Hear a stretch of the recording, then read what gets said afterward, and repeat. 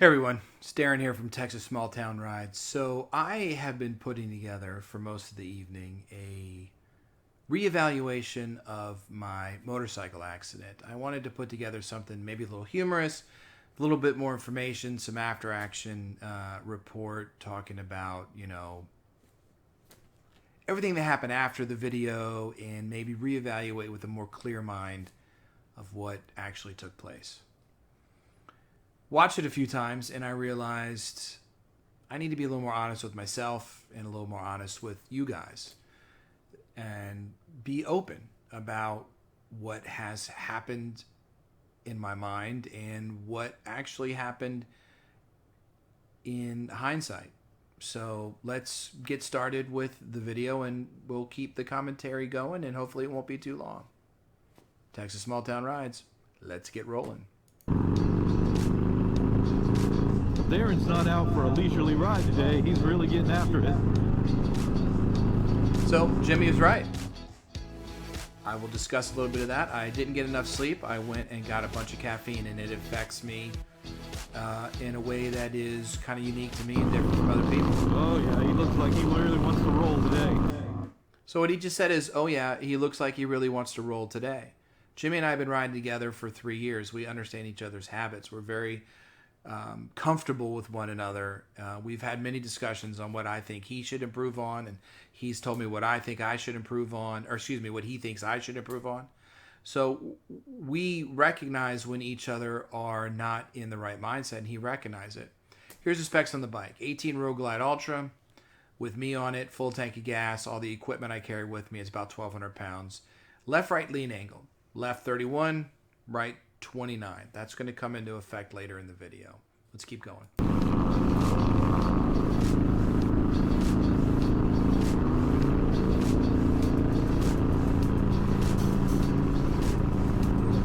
Sometimes he's out for a leisurely roll. Today he's hammering down.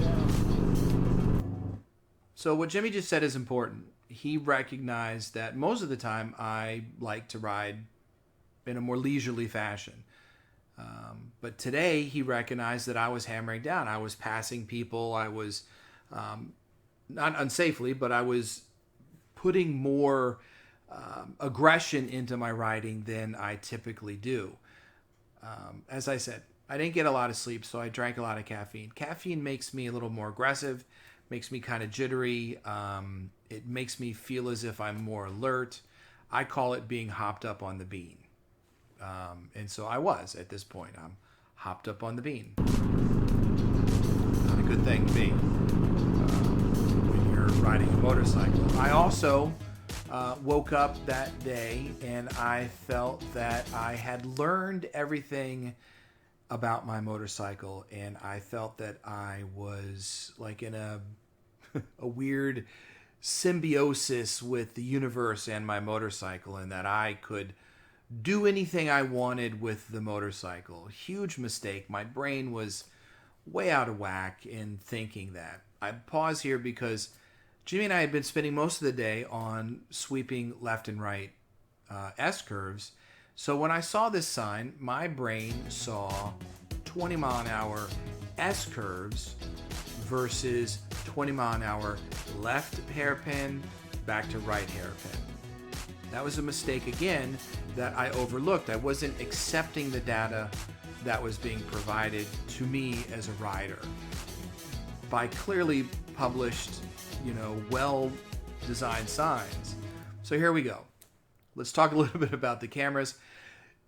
My original video has been viewed almost 500 times, and I'm sure a few more because it had been posted on different websites, different crash sites. People asked permission to post it, and 90% of what people said was funny, informative, and joking about, hey, how many cameras does somebody need, right? Or, that's a Harley Davidson, not a sport bike. All constructive or legitimate criticism. Boot cam here on the bottom right, and on the top right is my helmet cam, and left side is the forward facing dash cam, if you want to call it that, on the bike. Let's go forward. Many mistakes here. I crossed the double yellow. Let's talk about that briefly. I have made a habit of doing this, and I have since removed it after watching the video. I didn't know I was doing this. A friend of mine's like, you know what I'm going to say to you? You're crossing the double yellow. And I'm like, oh, my goodness. You know, she was absolutely correct that I was doing that. I wasn't really aware of it. And when you use the double yellow or the whole road and you make it a habit, that habit is going to get you in trouble. Speaking for me, I know that I liked to use the whole road. And what that did is here, I didn't recognize I was doing it. I didn't even see it until it was pointed out to me. Okay? And what that will do in the future, if I don't remove it from my habit, from my driving style, is I'm going to hit a curve where I can't see around. Or I'm not able to clearly locate what's around the corner. And if I am over that double line or too close to it, I am creating an unsafe moment for me and for possibly an oncoming driver. Say you're at the tail of the dragon and I can't see through a curve and I'm drifting over the double yellow because my brain isn't creating that, you know, that barrier, that peripheral barrier to keep away from it. And here comes an 18-wheeler that just is barely over it too. I'm going to clip and I'm done, right? Or the Three Sisters down here and I cross over into oncoming traffic because I'm not training myself to stay in my lane. So it's gone. That habit is being worked on very actively by me to remove it from my driving style. So thanks for pointing it out, Kim. So here we go. We're getting ready to go into the right-hand turn. You can clearly see through the turn. We can clearly see there's no oncoming traffic. I can see that. I am aware of my situation. I'm going to use the entire lane to allow myself to get through the curve. You're going to notice that at some point, my footboard begins to scrape. When this camera disappears is when my wreck happens, because the camera is mounted on the rear right saddlebag guard. When the camera's gone, I have at that point wrecked, and here we go. Boom, I'm down. So you can see my left leg is coming off of the motorcycle. What you don't see right now is my right leg and the motorcycle and I are sliding on my right ankle boot. I've got weight from the bike on me. My boot is sliding. I wear ankle high boots, reinforced. And so I got no injury to my ankle. The boot was damaged a little. The pants were damaged a little. But no torque, no hyperextension, nothing. My ankle was fine. Hands are fine because I'm wearing reinforced gloves. You can see them, right? Knuckles and pads. I came down on my hands, no damage. Wearing a helmet, didn't hit my helmet. Was wearing long pants. I know a lot of people wear shorts or they'll wear tennis shoes. If you had tennis shoes on in my accident right here, you would have had, I believe, substantial damage to your right ankle outside. Okay, so gloves saved me, helmet got me, pants, no damage below my waist here. Okay, so let's move forward. And now I'm down. I was ice skating on 2 pieces of metal and the road. It's that simple. And we're going to talk about the mistake I made a little further in the video, because right now what I want to show you is Jimmy's perspective of what happened. Okay, so Jimmy is keeping a safe distance, sees me go over the double yellow, and what we're going to notice here is Jimmy is creating a very nice halo of information that he's gathering for himself. So let's pay attention to that. You're going to see him looking right and left. He's maintaining a safe distance from me. He is aware of what's what's in front of him, and he is riding properly, and I am not. Right now that I'm back on my side of the road, I am. But let's go forward a little bit. Let's take a look at this here. So right here, I'm braking. You can see I am in the outer third of my lane, and I'm going to use that outer third to come around the right hand, aiming at the apex. I'm braking to reduce speed, to take a little speed off the motorcycle.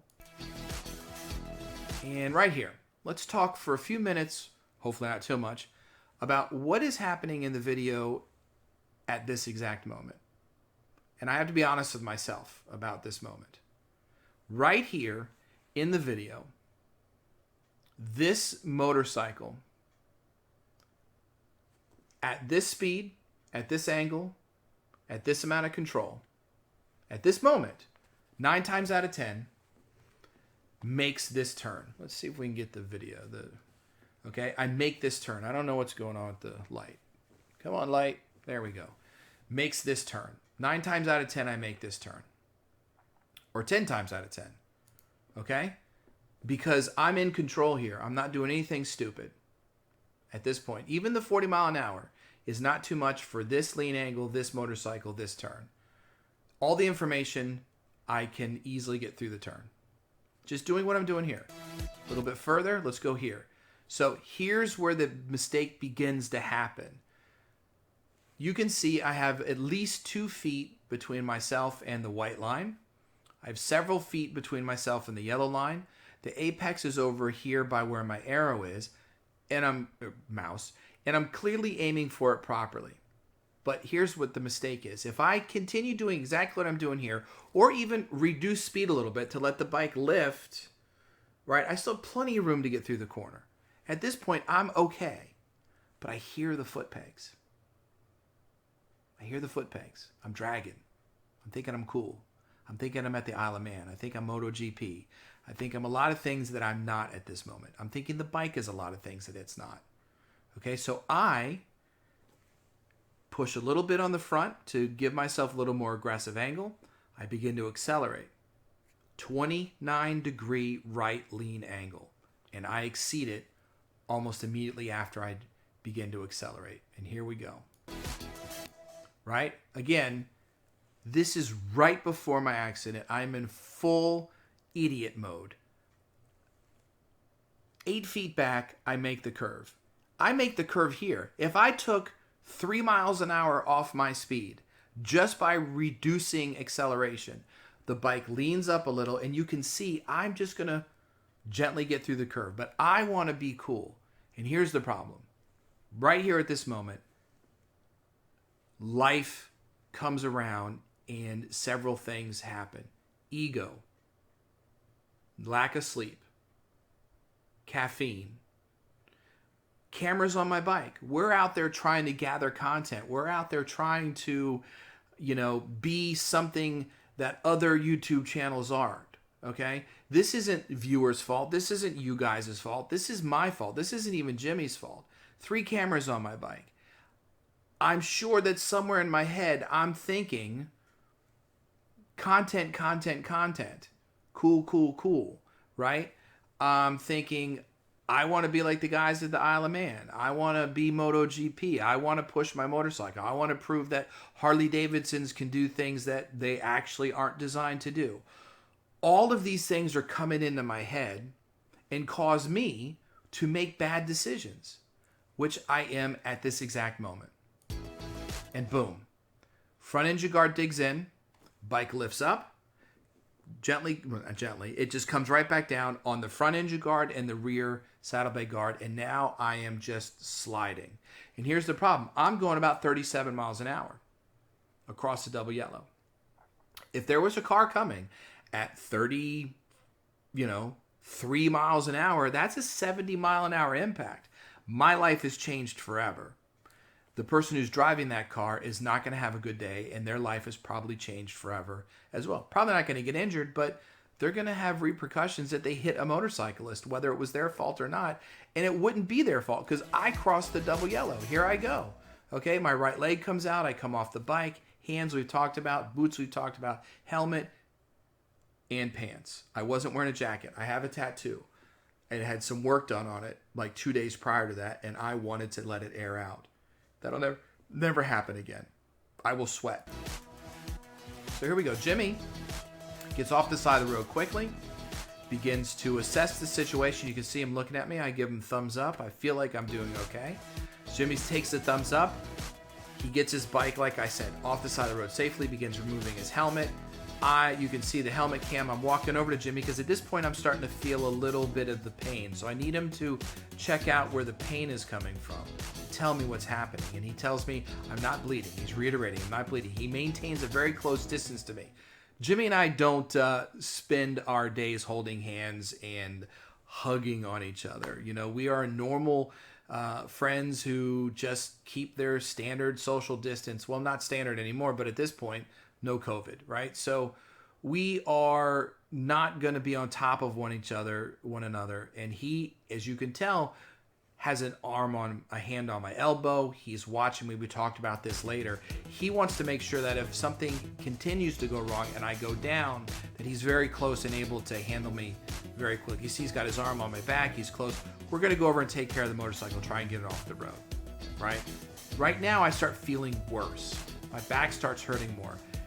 I'm not an Adonis. I'm a 50-year-old man. I don't get any sun. I'm Irish. I am as white as a sheet of paper. So, fair warning, spoiler alert, shirt is coming off. Make your children go hide or they will be traumatized. Prepare your trolling remarks. But again, I'm 50. Good luck even getting close to anything that's going to hurt my feelings. I'm showing you this because it's important. All right, here we go. Dun, da, da, da. Up close. That's second-degree road rash. Maybe closer to first. Maybe somebody with more experience can tell me, but first degree is like a small rug burn. This was weeping. It was oozing. There was some blood. Third degree is just meat. All 5 layers of skin are gone. That did not happen to me here. I got very lucky. But what's interesting, what you need to know about this is that within 12 hours, that whole portion of my back became also a massive bruise because I had impacted the ground with the motorcycle coming back on me. So if you've ever had like a swollen ankle or something where you shake it and it feels like there's water in it, my entire back got to a point where if I moved, I felt like there was more, buildup of fluids than what you could actually see. And it was very uncomfortable. And it was literally no fun. But cleaning this was extremely painful. I mean, getting it clean, getting everything out of it, just no matter what we use, no matter how much, anti-pain cream or wash, it didn't matter. It was very painful. I had no damage below my belt. No damage on my butt cheeks, no damage below the belt sheared, the pants, everything did what they were supposed to do. All my safety gear worked. The only safety gear that didn't work was the gear I wasn't wearing. I typically will wear a summer jacket that's mesh, but as I said, I wanted to let my tattoo air out a little bit, so I was wearing just a like a summer weight wiki shirt. Okay, here we go. Ego 0, motorcycle 1. I felt like I knew my limits. No, you never know your limits, and you should always be careful, and you should always be aware of that. mcrider.com. Go watch his videos. One of the things he talks about is 2 to 3 year people who've come back from riding not after riding a long time, and people who are new to riding, they become more dangerous to themselves and to others because they get overconfident. I did. It's true. I thought I understood the motorcycle limits. No. I clearly was a moron and didn't pay attention to the input that the motorcycle was telling me. That's my mistake. Was wearing proper gear? No. If I'd had a proper jacket on, my injuries would have been less. Clearly. No doubt about it. So all of those things I conspired against myself to have issue here. So here we have the footboards where they were scraping. This is where I should have slowed down. I didn't. I leaned into it. The front right engine guard dug in very deeply, as you can see, because I didn't listen to the information the bike was giving me prior to this. Bike lifts up, comes back down. Now I'm ice skating on the rear saddlebag guard and the front engine guard, and I just slide across the double yellow. We've already talked about that. Huge mistake. I need to not do this with my motorcycle. I need to admit to myself that this was my problem. I'll tell you what, I spent days, maybe more than a week, of trying to find every reason that I could that this was not me. I had a center stand on the motorcycle, right? So I told everybody, the center stand grabbed the ground because it reduced my lean angle and it reduced the amount of clearance I had on the motorcycle. All of those things are true, but that's not what happened, okay? I tried to convince myself that the motorcycle was, that the highway pegs were a problem. I tried to convince myself that I had too much weight on the bike. I tried to do everything in my power to reduce the responsibility that I had personally from the actual responsibility and place it on the bike. No, it's not true. It was me. Good Samaritan stopped, offered us water, offered to call 911, tried to help us move the motorcycle. We kind of ignored her, and ma'am, if you're watching the video, I'm very sorry. Here's my important takeaways from this. Check your ego, leave it at home, make sure you get enough sleep, which includes knowing your limits. Understand what you're capable of doing that day. Know your limits. Understand your motorcycle's limits, right? I have an S1000XR BMW now. I could do that turn at 100 miles an hour probably. Maybe not, maybe 70, but I probably wouldn't even come close to scraping any pegs because the bike is designed to do that. This one is not. Protect your body. I might become an AGAT guy. I'm not going to get in your face. I'm not going to tell you what you should do, but if I had had a jacket on, my damage on my person would have been greatly reduced. Fair enough, right? Go to Amazon, find tattoo healing sheets or something like that. Okay, I put those on my back, and 4 days later, I took it off to clean it, and I didn't have to put it back on. It was healed. It got a little brown, it got a little white. If it goes green, take it off, clean it off. But that's not what happened to me. The tattoo sheets or healing sheets worked wonderfully for road rash. I keep them on my bike. I wanted to be honest with myself and honest with you guys. I did this. Not my motorcycle, nothing conspired. Texas Small Town Rides was responsible for this. Darren. Jimmy did his best, did fantastic. Thank you for watching. Please subscribe. If you want to ride with us, send us an email, send us a text, send us a message. We would love to have you along with us. And I learned from this. I hope that you learned from this. And we are going to continue moving forward. Video is over. 22 minutes. What am I going to say? Hopefully you liked it. Thanks for watching. Oh. Darren's not